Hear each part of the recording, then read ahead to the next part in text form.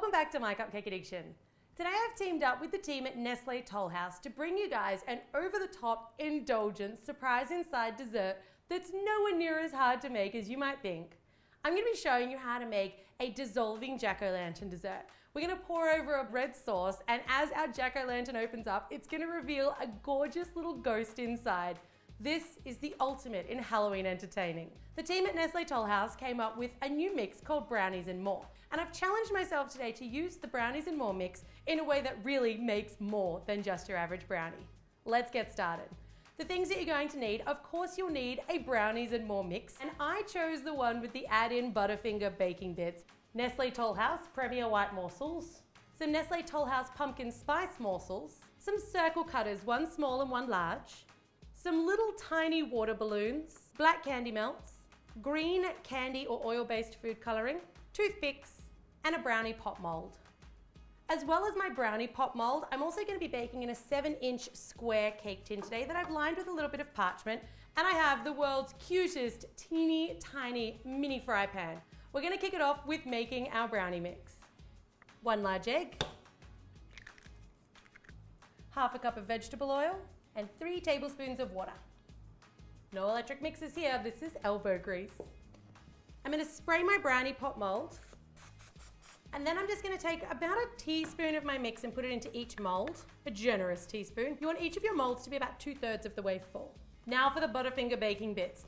So with these guys, I wanted to make sure I had just brownie around the outside edges, and then I'm literally just going to take small handfuls of the Butterfinger and I'm going to push them into the center. A surprise inside our surprise inside ghost. I like this, so many surprises. Those are your ghosts, and now you can stir the rest of your Butterfinger Baking Bits through your brownie batter. I use the whole bag of Butterfinger Baking Bits in mine, but the thing I love about this is you can use all of them, half of them, some of them, and apart from the taste, it actually doesn't affect the way the recipe cooks. My prepared parchment-lined tin, and this is a nice thick brownie mix, so you will need a spatula just to smooth it off. All of your remaining batter goes in there. These ones are going to go off into a moderate oven for about 15 minutes. You'll know they're done when you press gently on top and they spring back, or a skewer inserted into the middle comes out clean. We're going to make our balloon bowls. So I'm going to combine 10 ounces of my pumpkin spice morsels and then 10 ounces of my Premier White morsels, which is not quite a whole packet. I'm adding 75 grams of shortening, and that one's going into the microwave on 30-second intervals. I'm going to stir well in between until I have a lovely, fluid, and very smooth orange pumpkin spice infused morsel mixture. Beautiful and silky smooth. Inflate 8 small water balloons. I don't recommend using normal balloons for this. The water balloons are small, the membrane's super nice and tight, so when you pop it away from your morsel bowls, it'll pull away really quickly. A larger balloon, not blown up as full, kind of tends to stretch and it will break your balloon bowl.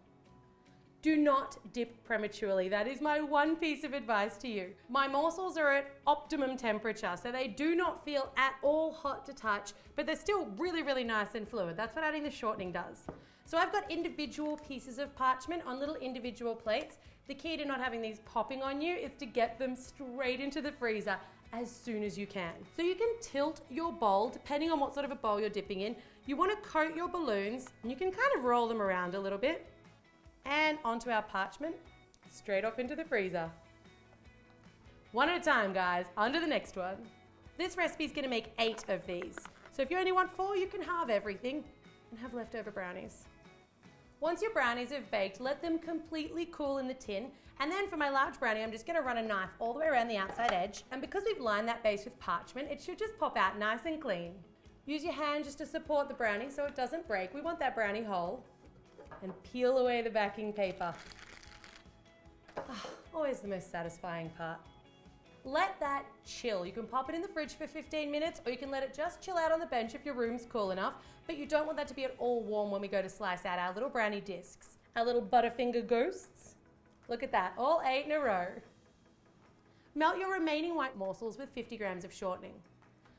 It's ghosting time. So our gorgeous little brownie pops are ready. I've got them on a wire rack over some parchment, and I'm gonna spoon my white morsels over my ghosts. Make sure you put more on here than you think you're going to need, and don't worry about any waste because we are not gonna let that white morsel on the parchment go to waste. Give those guys a couple of good taps to smooth them out. You can set those on the bench or in the fridge, it doesn't matter. And then we're gonna use black candy melts to paint little adorable faces or super scary faces on the front of our ghosts.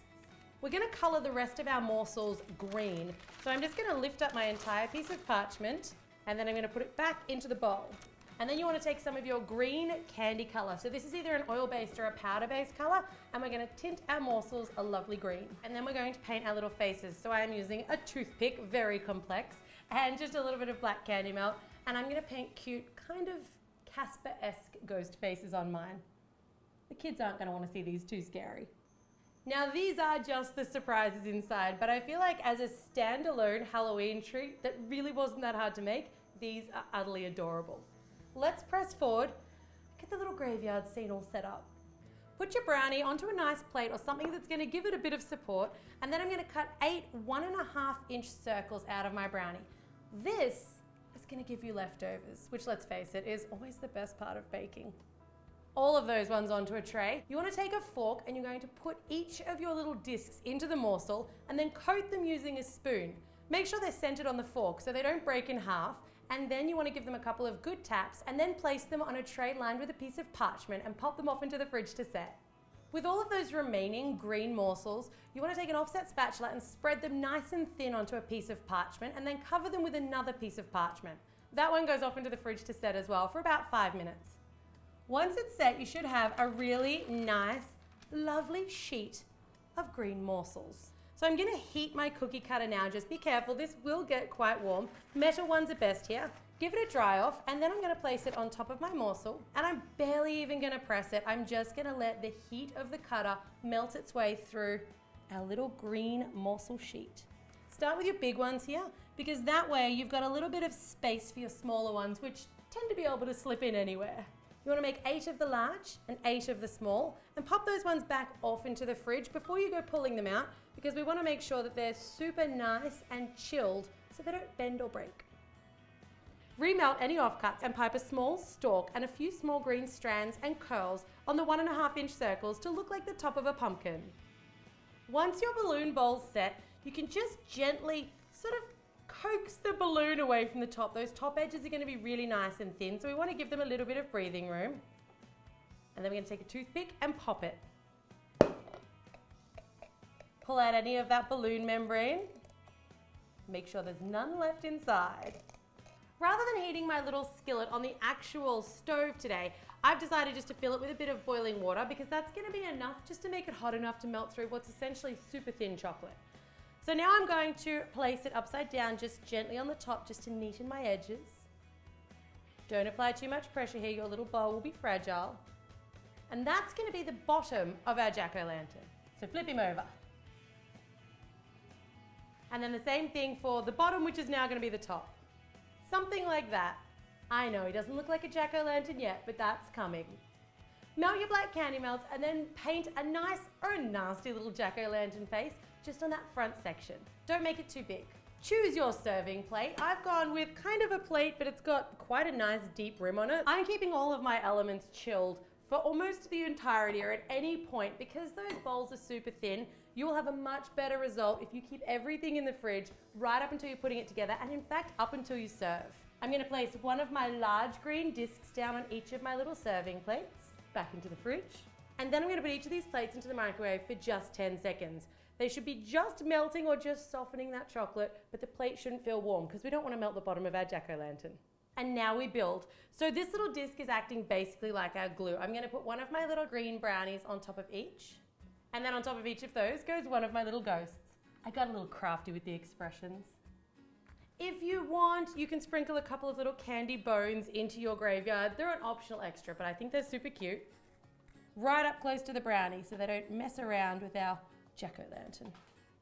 Now I'm gonna pop on each of my jack-o'-lanterns, but as I put each one on, straight back in the fridge, just in case we've got any residual warmth from the bottom of the plate.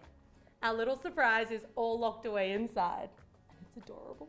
The moment of truth. So I've got my little built jack-o'-lantern. It's been in the fridge, so it's super cold. I've got a knife resting in some boiling hot water, so it's really warm and sharp. Your little green morsel mixture and one of my lids. It's time to cut the jack-o'-lantern in half. I know, a little morbid, but it's Halloween. We can go there. Dry off the knife and immediately come down and you want to slice on either side of his face. It should slice really easily, and I'm just going to use the very, very tip, and I'm just going to melt through with the heat of that knife. Finish your slice just before you hit the plate.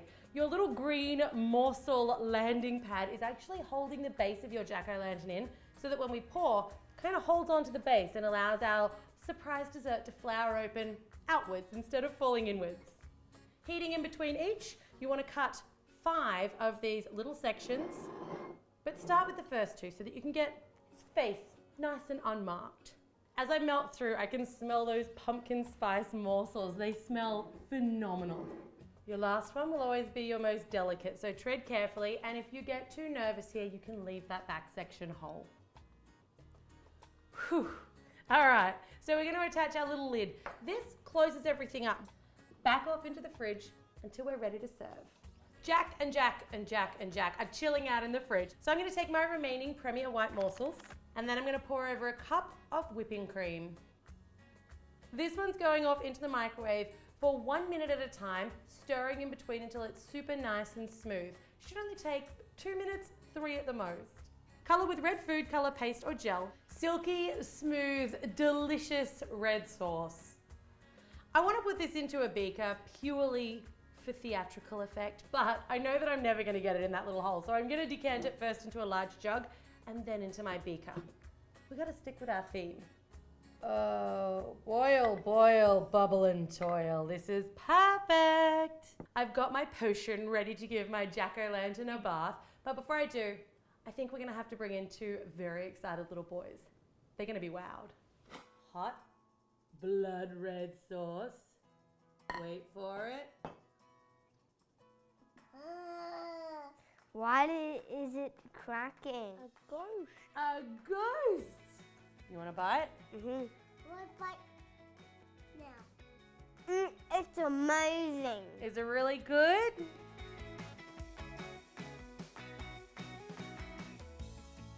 What do you think? You have a bite.